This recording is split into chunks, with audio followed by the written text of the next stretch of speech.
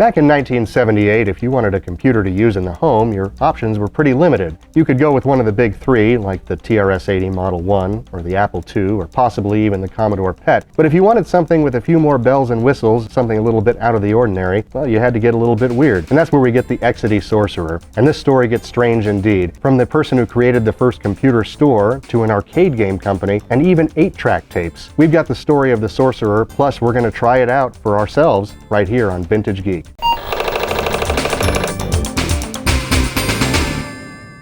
I'm Aaron, welcome to Vintage Geek. If you like vintage technology or vintage computers, please like and subscribe. We make videos like this each and every week. Going back to 1975 to start our story, Paul Terrell was a businessman who had actually cashed in on the idea of having a store specializing in selling computers. He was one of the first people to sell Apple I computers in a store, as well as Apple IIs later down the road. And he was so successful with it that he actually turned it into a chain and sold the chain to another company by 1977. That left him kind of bored and looking for another project, as I understand it. He had been doing a lot of research on the various computers, having a store like this, and saw some shortcomings of the different systems that were available on the market at that time. One of them was that he didn't love the idea of having a separate monitor that was required for systems like the TRS-80 Model 1 or the built-in monitor with the Commodore PET. It added a lot of cost for the average consumer. He wanted something that could be somewhat portable, that could plug into a standard television if possible, or even a more inexpensive monitor of the user's choice.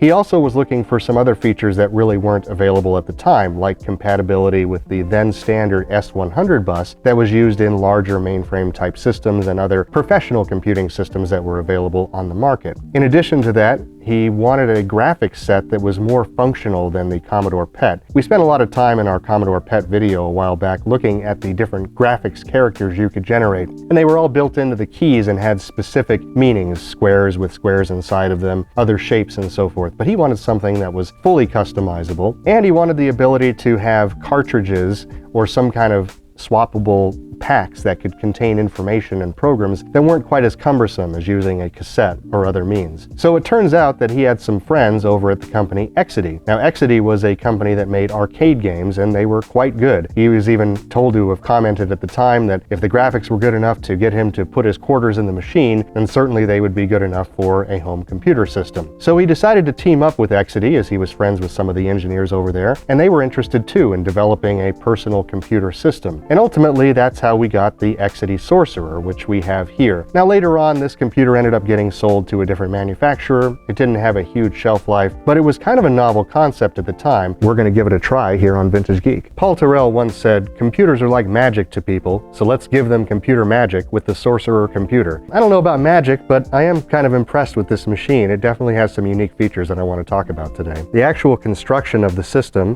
is pretty beefy. It's got some weight to it. Power supply is built in, so nothing external there. And the overall build quality is pretty nice. Of course, it's got the great Exidy branding right on the top, which is a great little feature. Makes it look cool. And the keyboard on this unit is a nice, fully functional keyboard. A lot of motion in the keys, and it feels pretty good. Now, we mentioned earlier that one of the things that Paul wanted to do with the system was have something that could create customizable graphics sets so that you weren't necessarily limited to specific graphics for specific keys, but apparently it does come with preset ones, as this keyboard does have the graphics listed above each key. So I assume that's the standard configuration, and then you could customize it. I also read that that customizable graphics set and language set made this computer a far more popular system in other countries, because it could actually handle other languages much better than other computers could at the time, and made it a kind of novel feature. So I thought that was interesting as well. It does contain a full keyboard as well as a full number pad over here on the right hand side. I think it's kind of interesting that the keyboard features two reset buttons right next to each other. I'm not sure if there's actually a fundamental difference between those two, but I guess we'll find out as we start to play with the system. If we look at the side of the unit, this is where the cartridge slot is, and this was something that was important to Paul. He really wanted something that you could quickly change the program that was running by default on the system and have something that didn't require a lot of load times like cassettes and other software methods at the time. One of the things that's unique about the Exidy Sorcerer is it's actually one of the first companies that was actually able to license software from Microsoft. So one of those first cartridges was a version of Microsoft Basic, and you could plug it right into the system and you'd have Basic right out of the box. Apparently they only made 3 of those initial cartridges. There was the Basic system, the killer app at the time, which was the word processor pack. There was also the assembly cartridge that you could run programs and write them in assembly for the Exidy Sorcerer system. We have here one of the cartridges for the Exidy Sorcerer. This is standard Basic. This is where the story gets really interesting for me, because this is not brought up in the articles or anything about the system, but this cartridge is clearly an 8-track cassette tape. Now, if you're a music buff or retro audio fan, you certainly know the 8-track, a common form of sound reproduction back in the 1970s and into the early 1980s. And I assume that this was a method of saving cost at the time by finding something that was readily available and being able to use that to store the program cartridge information. But if you look closely at the actual end of the cartridge, instead of having tape in it, it actually has a small edge connector that goes into the computer. What's really funny to me is that the plastic around that edge connector is actually broken off. It's not cleanly cut. It's almost like someone took an 8-track shell and forcefully put the actual card in it and then kind of broke the plastic away so that it would fit. I don't know how many units of the Exidy Sorcerer were sold, and more importantly, how many of these cartridges were sold, but it's funny to me that it looks like this was kind of a homemade cartridge in a way, and the fact that they used the 8-track tape shells is just an example of ingenuity from the time and things people had to do in the early days of computing. If we look at the back of the system, you'll see that there's an expansion bus port right out the gate. Now, this was the standard S100 bus that was present in a lot of computer systems at the time, and another one of the things that Paul really wanted a system to be able to handle. Now, I have seen, and we don't have in the collection, an actual S100 chassis that plugged into this. I've seen one in an eBay listing. That's the only time I've ever seen one available. Pretty cool piece of hardware and certainly interesting. You also have a parallel interface. This was kind of unique at the time as well, as this is a Centronics typical parallel printer port interface that didn't exist on most computers at the time, and especially with the DB25 connector right on it. You've got a video out port that's a standard composite type video output, can work with just about any monitor. I assume they must have made a third-party component or some other device to convert that video output into standard television, channel 3 or 4.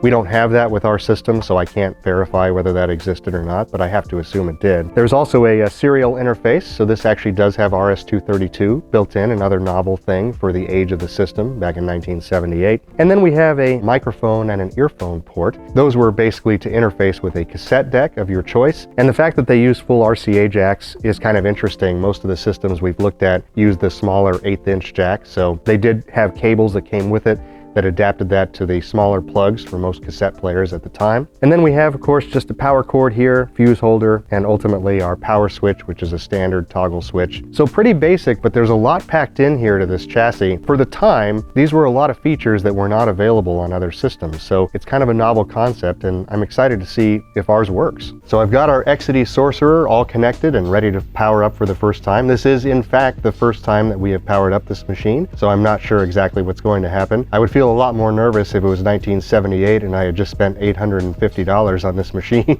But regardless, I'm looking forward to see what will happen. So let's give this a shot.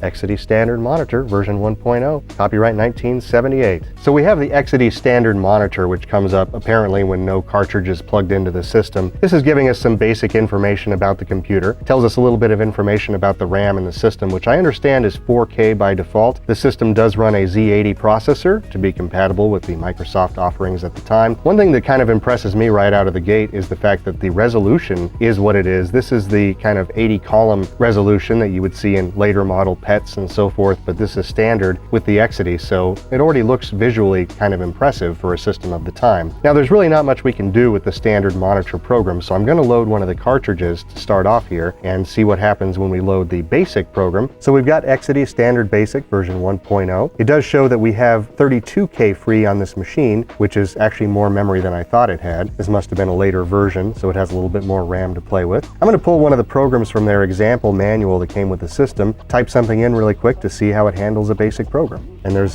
some kind of fun theming going on throughout this manual and some fun little graphics, so I'm sure that would appeal to the younger programmer in the household. The return key is in a little bit of an awkward position, so I'm gonna have to get used to that. Some of the keys on the keyboard tend to put in 2 characters when I type them. I assume that's because of the age of the unit, and maybe the little micro switches are contacting either too much or not enough, but pretty easy to correct. Looks like there is a limit to the amount of characters you can have on the screen at one time, but if I read correctly, you can hit the clear key, which does not remove the program from memory, but just gives you a fresh slate to be able to see more on the screen. I'm going to do that now.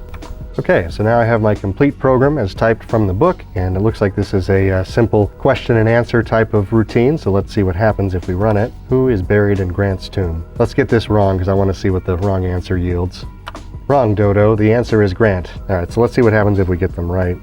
I got a lot of congratulations for getting the answer right, so that's pretty cool. It did work as prescribed, and the basic functions of the system seemed to behave as I would expect. Now, at the time this computer came out, the killer app would have been the word processor pack, because this computer does have, as we mentioned, a parallel port interface for the printer, and I'm sure people wanted to be able to type and print out documents. It's interesting to me that the cartridge for this was $150 for the word processor pack, so it certainly wasn't cheap. It did not come with the system by default, but we do have one, and I want to take a brief moment to see what that's like and see how it plays on the Exidy Sorcerer, so let's give this a try. Exidy Word Processor Pack, copyright 1979. Now we've got a cursor in the middle of the screen, which I find kind of interesting. It doesn't start at the top from the typing position. Let's see what this looks like. Okay, so it's got the automatically carrying over to the next line. As I mentioned, I'm not going to spend a lot of time with this, but it does seem to be a very functional and useful word processor pack. I'm going to try a game on cassette for this by a company called Quality Software, which all of our cassette software is made by. This one's called Martian Invaders. According to the manual, you don't need the basic cartridge in to actually load the cassette. You can do it from the system monitor, and you simply type in the word log and then start the cassette player, and it should load the program. Martian Invaders by James Albanese, copyright 1980. Oh, look at these little guys. Oh, I guess I'm on it. Okay, I need to start playing. Well, it does say to start a new game, press return, so I guess I can just try that, right? Oh yeah, I like how the little faces are actually moving. How do I fire? There we go. I'm really bad at this. Surprisingly bad. Oh no! For some reason the fire key is really touchy. Come on, keep firing. Oh no, I think I'm gonna lose. Oh, who's that guy flying across the top? Yeah, I like this kind of early Space Invaders concept. Definitely making use of the custom graphics sets that were available for the Exidy. This was assembly language from what I can tell, but I guess it makes sense. Exidy was in the arcade game business. This is very arcade-like. Of course, it doesn't have sound. It's challenging. It certainly looks good, and I could see you having some fun with this, especially have some friends over or whatnot. Pretty impressed for this game here on the Exidy. We have another game called Nike 2. It's labeled as an exciting action game for the Exidy Sorcerer. Looks like this basically involves firing missiles at airplanes. Nike 2 by Bob Brothel and Charles Finch. Alright, so we have to select the level of difficulty here. As usual, I'm going to start with level 1 and see how that plays out. Alright, so we got 1, 2, and 3 at the bottom here. Oh yeah, nice. Shows the level we're playing. These are the planes. I'm missing quite a few of them, and they are taking out my facilities here on the left, so I need to get better at this apparently. It will not reload until the first missile is gone, so I guess it's kind of a timing and strategy game to some degree. That's pretty cool.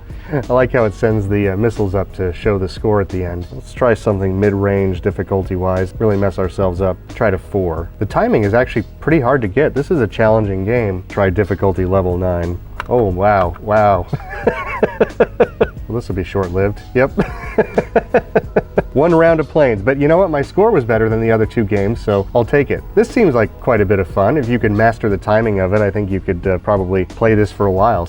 And now we have a game called Tank Trap. This one appears to be a game that you must run from BASIC. So I've got my BASIC pack inserted here, and we're going to use the cload command to actually load the game from the tape. It says ready. Tank Trap 4 by Don Urson. Try to box in my tank till I can't move, but if the tank runs over you, you lose. I'm going to go with level 1, see how that works out. So it looks like the wall building is kind of an arrow cursor of some kind, and then you've got this tank that you're trying to trap.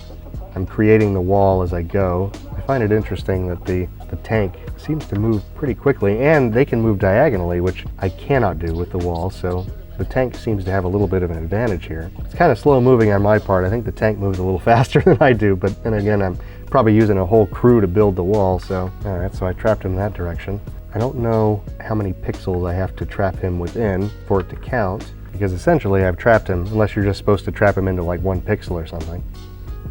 Oops, I guess you're not supposed to run into him. Someone just got run over by a tank after 490 moves. Golly, tough luck, Ace. It's pretty clever though, especially for an early basic program. It's pretty good use of the character set. Actually moves pretty well for a basic program from this era. I have to say kudos to the guys at Quality Software. This is a fun little game. The cassette loaded perfectly, no problems with load time or anything like that. So overall a win for the Exidy. So there you have it, the Exidy Sorcerer.